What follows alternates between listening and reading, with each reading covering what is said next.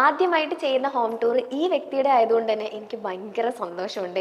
കിട്ടിക്കൻ ഒരു ഫ്ലാറ്റ് ആണ്. അപ്പോൾ ഇവിടുത്തെ വ്യൂ എന്നൊക്കെ പറഞ്ഞു കഴിഞ്ഞാൽ ഭയങ്കര അടിപൊളി വ്യൂ ആണ്. അപ്പോൾ ഇതാരുടെ ഫ്ലാറ്റ് ആണെന്ന് ചോദിച്ചു കഴിഞ്ഞാൽ വേറെ ആരുമല്ല, നമ്മുടെയൊക്കെ പ്രിയങ്കരൻ, നമ്മുടെയൊക്കെ ഇന്റർവ്യൂ കിങ് ധ്യാൻ ശ്രീനിവാസൻ, ധ്യാൻ ചേട്ടന്റെ ഫ്ലാറ്റ് ആണിത്.